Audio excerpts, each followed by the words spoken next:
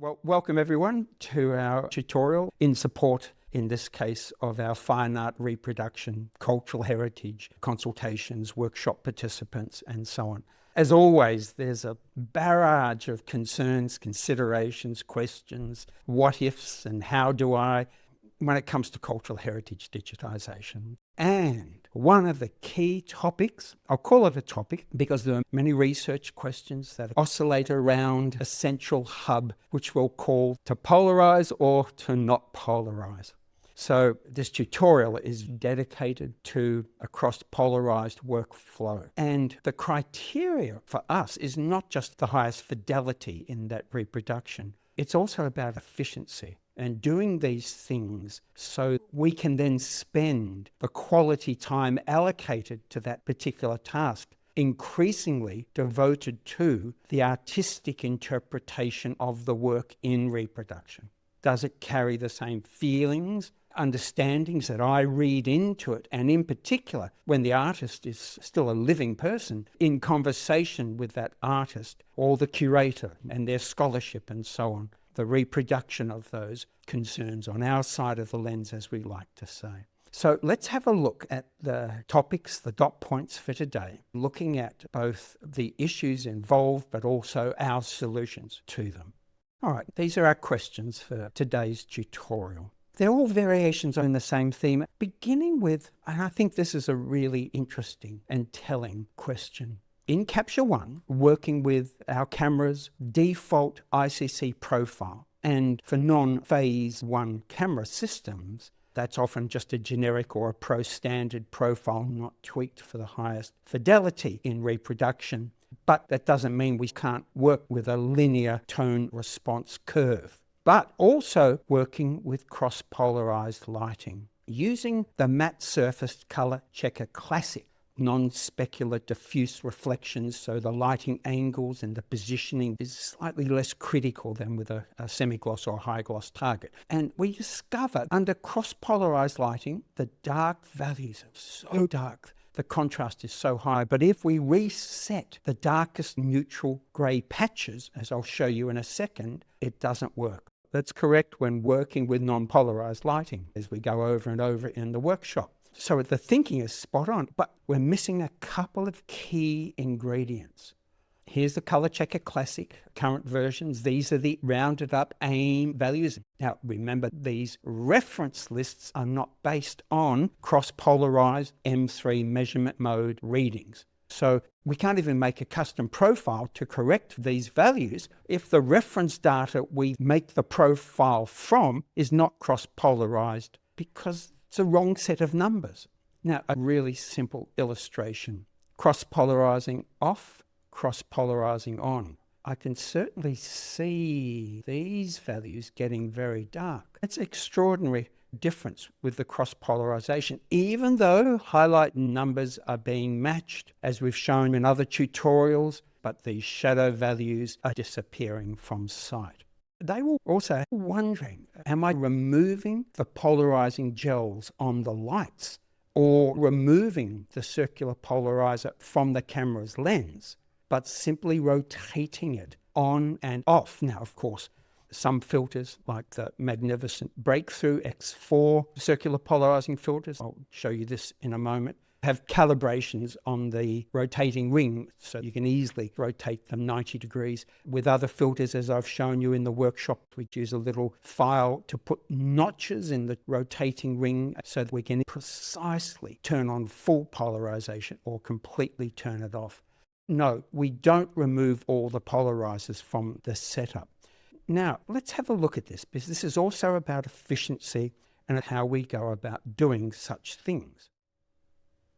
Here is the test setup I used to produce the evidence for this tutorial. I'll show you an overhead diagram in a moment. And even though you can see there's oodles of space in this area of our studio to reposition the lights, to reposition the camera, this is one of those worst case scenarios for you to consider. These lights are at 45 degrees. And instead of photographing a single work of art, I thought, I need a range of pigmentations and different levels of surface reflection, central and off-axis and so on. Looking at the bookcase in the back of our studio, what a perfect candidate, as you will see. And the lens.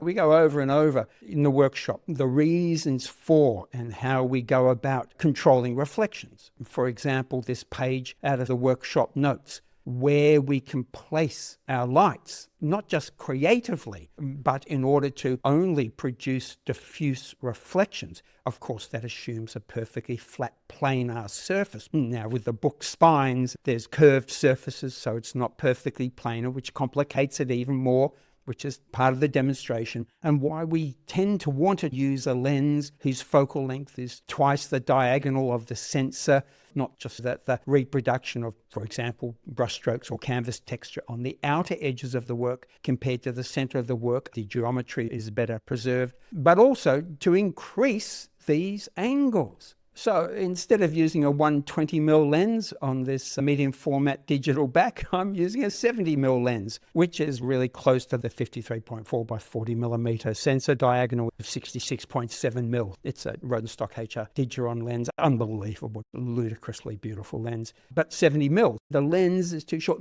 So I'm trying to mimic having to photograph outside of the studio in a situation where you can't use the ideal focal length lens, you can't position the lights where you need them to minimize specular reflections. You might even be hamstrung with the amount of gear you can move into that space. So it's a worst case scenario. Let's say the work is 1.5 meters across, and the red positions are this compromised setup where the lights are at 45 degrees. The focal length is way too short, but I can't get my camera further back. So this is the compromise we're working with. We're nevertheless going to solve the issue with cross-polarized lighting. Now, here is the section of the bookcase that I'm photographing. In the worst case scenario, I can't get the lights where they need to be. I can't use the focal length and the reproduction distance that I need. So we have all manner of issues that need to be corrected. Okay, lens shade with cross-polarizing filter, polarizing gels on our lights. Use bulldog clips to hold them into our barn doors. Now, in terms of another question about the setup of this and ensuring that the angles are all the same, never forget as we go over and over in the workshop and the other tutorials, polarizing gels have a stripe showing a linear direction, and we mount them into rectangular frames, so whether they're vertical or horizontal, both gels on both lights are the same.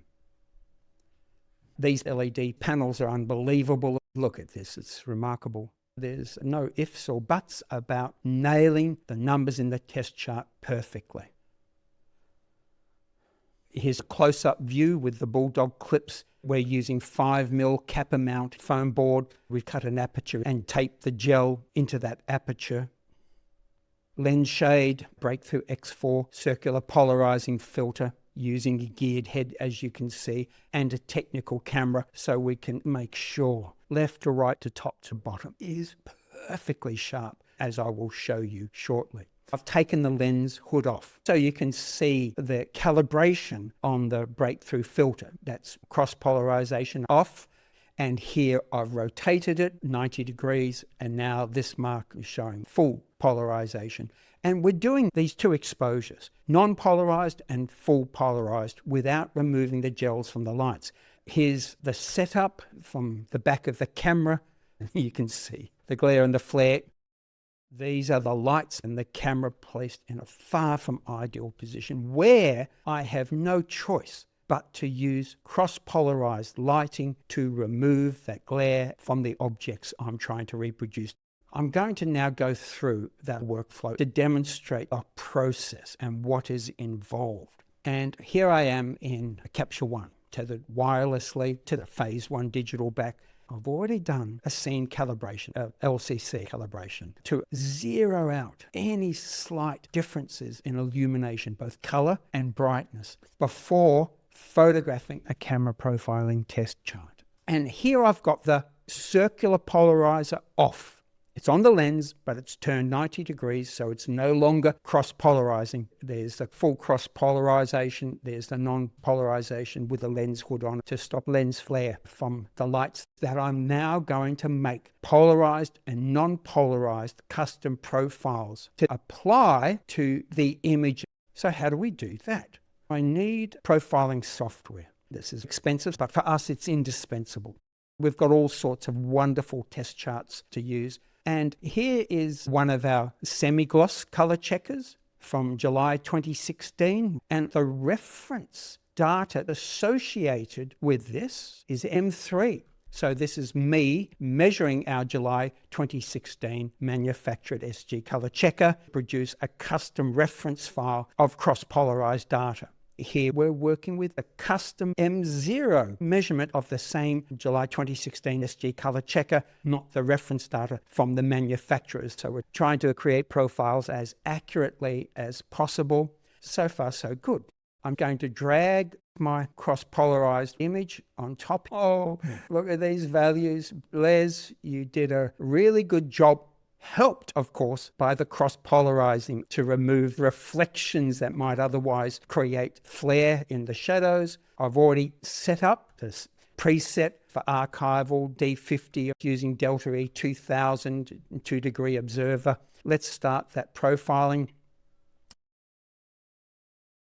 I can generate a report, and you can see the standard deviation is very small between measurements. And look at the reflection densities, look at the uniformity. And you can see we've passed the quality control standard effortlessly. So I've made a custom profile for full cross-polarized reproduction, but I've also made a custom profile for non-cross-polarized reproduction with the polarizing gels on the lights, but the Breakthrough X4 circular polarizing filter rotated, so there is no cross-polarized. I then make 2 exposures. The only difference is the rotation of the cross-polarizing on 100% or off 100%. We're looking at the 2 phase 1 raw files. On the left with the circular polarizer turned off. The gels are on the lights, but the polarizing is turned off. Here, the polarizing is on. And you can see the profound difference. Remember, these lights are in the wrong position. The lens is too short. Everything is compromised because I'm pretending I'm in a studio where I cannot put anything where it needs to be. Even though we've gone about creating these custom profiles, they're only based on 148 patches in the SG color checker. And we've noticed that some colors could do with further corrections. Here's the cross-polarized capture, cropped from the image of the bookcase. So I'm going to ingest this cross-polarized version of the classic color checker into 3D Look Creator. Now I'm going to degrade the image, not color grade, degrade, identify and remove the color grading applied to it. I'm going to use min-max because it's based on the critical luminosity of the image. It doesn't care if there's more red or less red and so on. I'm going to use as a reference to degrade and match to the polarizing off cropped color checker I was just showing you in Photoshop. So if I compare them in a vertical arrangement, I'm going to the degrade options, turn on the inverted output and degrade and produce a set of curves.